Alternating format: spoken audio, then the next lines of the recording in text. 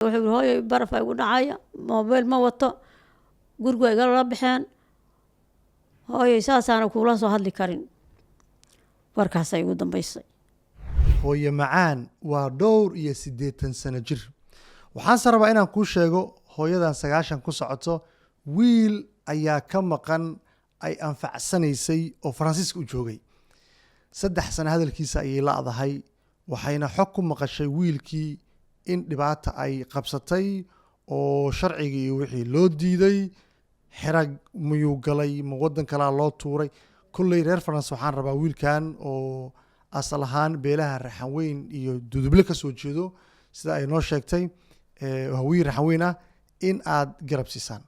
oo aad muuqaalka u sheergaraysaan nala raadisaan bidnillahi alkariim ku soo dhawaada qaybta kaliyaha iyo kaadamareenka isbitaalka kalkaal kaasoo diyaar idinku yihiin dhaqaatiir ku takhasusay daaweynta iyo qaliimada cudurrada ku dhaca kaliyaha iyo kaadamareenka iyagoo adeegsanaya qalab casri ah lana jaan qaadi kara dunida casriga waxay idin samayn doonaan dhammaan qaliimada xanuunada ku dhaca kaliyaha iyo kaadamareenka gudniin tolma la'aana daaweyn taranka ragga iyo qaliimadooda kalkaal hospital caafimaadkaagu waa mudnaanteena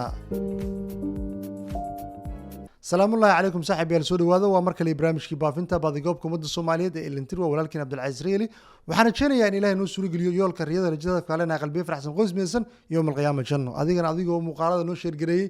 subscribe na soo dhahay na soo follow gareeyay nagu faraxsan inaad nala sii joogto ilaa dhamaadka muuqaalka hooyana muuqaalka aad u sheer gareyso aan fursad siino hooyo macaan soo dhaw hooyo iimaan badan waa hooyo iimaan badan hooyo soo dhaw marka hore magacaaga dhameystiran iyo halka naga soo booqatay maanta xawanuur aleera xawanuur guuleed aleera xawanuur guuleed ma maxaaw waxaa marti ku tahay barnaamijka baafintan baan aanu ah intee degan tahay intee ka imaatay waxaan deganahay hadda tabeelaha degan tahay yaa kaa maqan oo aad baadigoobaysay oo aad barnaamijka baafinta u timid wiil Esed leeyahay dhalay Esed Maxamed Macalin oo dhalay aan 3 sano weydsanaa wuxuu deganaa waxaan ugu dambeysay Faransiiska wiilkaaga Asad leeyahay Faransiisku joogay Soomaaliya ka yahay qabiilkiisa waa nin raxan weyn waay adigana anigu dudublaa tahay raxan weyn uu ka yahay walaal hadamo waay wiilkaaga abis ma yahay maya agoon ku soo korshay saddex agoonima ku soo korshay see loo waay hooy wiilkaaga waxa markii hore qaxootiyoonimo u galay 5 sano oo markii qaxooti ku siiyayeen oo martay guri siiyeen markii dambe aday shaqo siiyeen oo ilaahay naga bax hooyo wuxuu yiri waa la isagay baxshay shaqana ma ayna siinin gurigina way kala baxeen marka barfa dhacay waqti barfa dhacay ahayd mar warkaas ay ugu dambe wuxuu hooyo baraf ay ugu dhacaya mobile ma wato guriga ay la baxeen hooyo saasaana kula soo hadli karin warkaas ay ugu dambeysay wax kale oo hadala midna ma arkin waasi dad aan dirdir Talyaani wiil jooga dirdir waxa ma arkin idhaan wax kale hada waa weydiiyay wax kale ilaa hadla waa waayay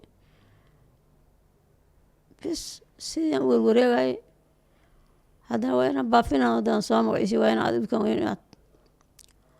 ina wax ii baafidiino ilaahay xaqiisa ay ugu baafidiino in ku imid wiilka adiga aad dhashay ka maqan maanees ama magac loo yaqaan ma leeyahay madaxiisa leeyahay waa madax weyn magaciisa nagu cali Esed Maxamed Macalin أسد محمد معلن أو كم قاعد مذحي أسد مركي صورة رح حافظوها أنت كل شيء وكوري وكبر باري وهاي براندر وهاي مقالة وح كل شيء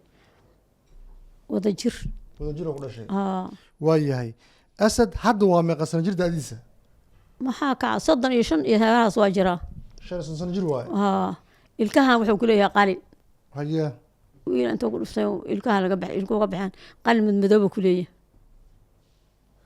bidaar waaleeya oo bidaar weyn oo leeyahay oo timo balahayn markii ugu dambeysana France uu joogay marka hore kula soo xiriiri jiray 3 sano ka hor oo lacag ku soo dir jiray oo ma ka wareys marmar boqol ii soo diri jiray oo jiray hooyo gurigan ku jira magaciisiya ayra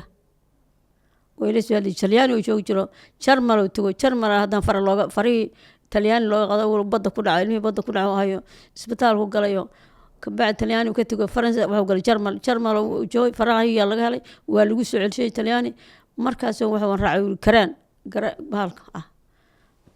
saasuu ku tegay saasuu ku tegay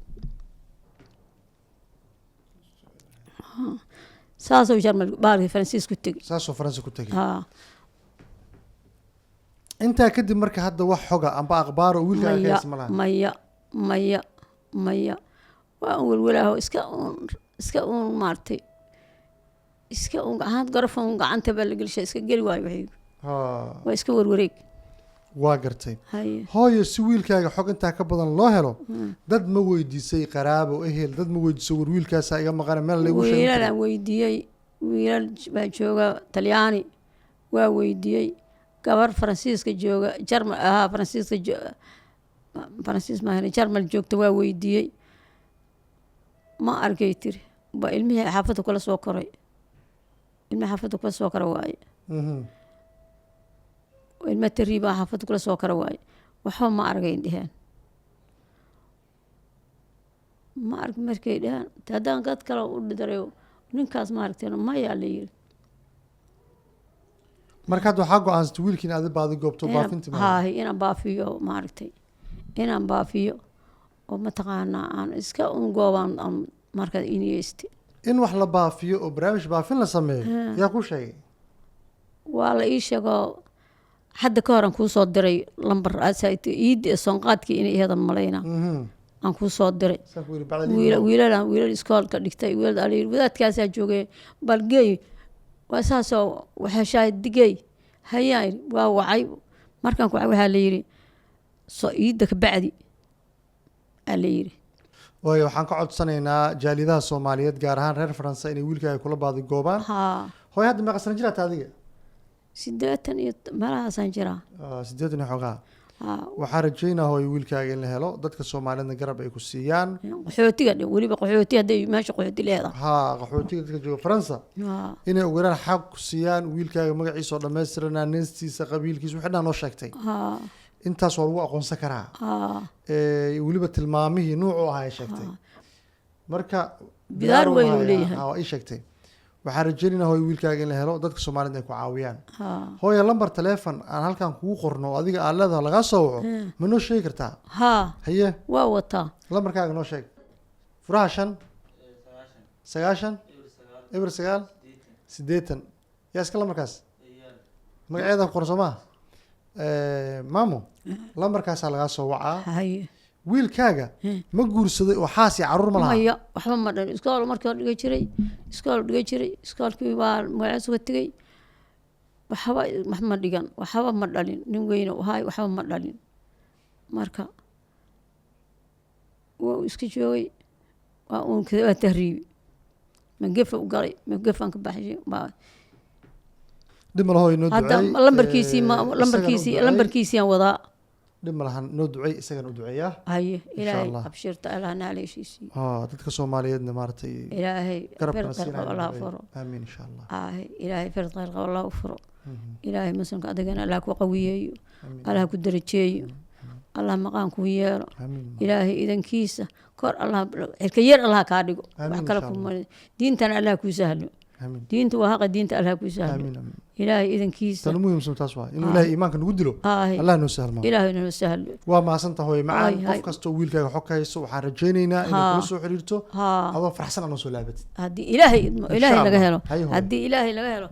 gudaana muuqaalka intaan jeclaan lagu soo gabagabay ilaah noo rume yoolka riyada rajada hadafkaa leenahay qalbiyo faraxsan